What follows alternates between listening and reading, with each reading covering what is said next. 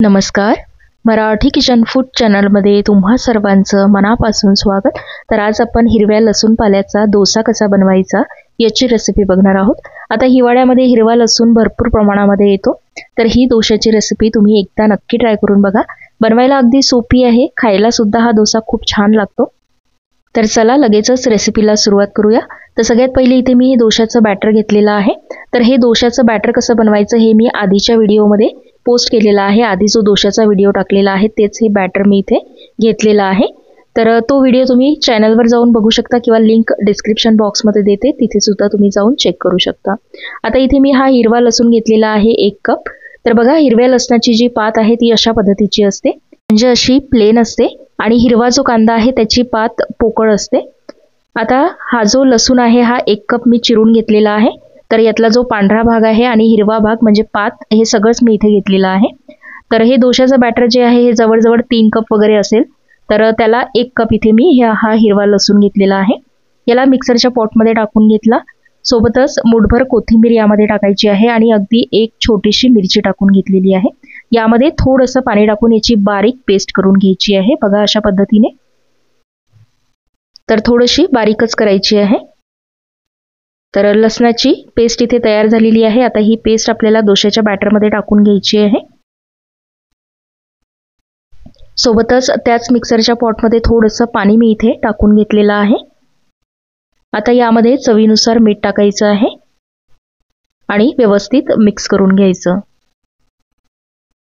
याचा रंग तुम्ही इथे बघू शकता, किती छान हिरवागार आलेला आहे. थोडीशी कोथिंबीर सुद्धा या म्हणजे लसणासोबत बारीक करताना थोडी जास्त वापरायची, म्हणजे याला चव सुद्धा छान येते आणि रंग सुद्धा छान येतो.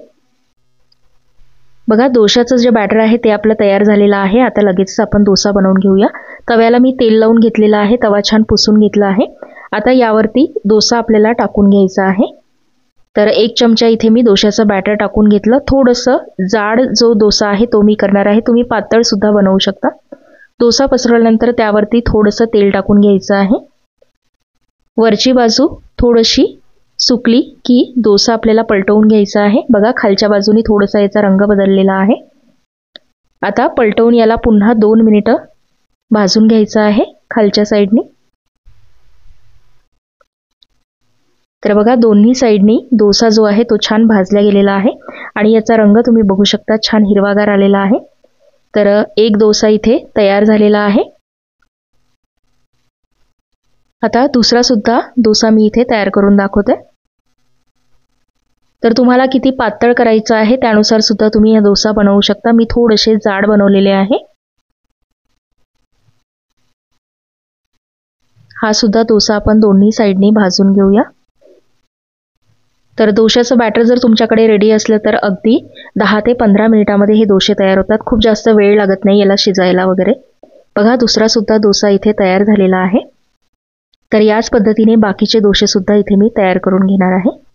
तर हे गरमागरम डोसे तुम्ही टोमॅटोच्या चटणी बरोबर किंवा केचप बरोबर सुद्धा सर्व करू शकता, किंवा असे सुद्धा हे खायला खूप छान लागतात.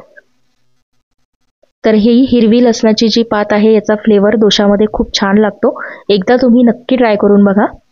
तर डोसे इथे तुम्ही बघू शकता किती मऊ आणि लुसलुशीत झालेले आहे. तर थोडेसे जाड मी बनवलेले आहे, त्यामुळे तुम्हाला जर क्रिस्पी आवडत असेल तर थोडेसे पातळ सुद्धा बनवू शकता.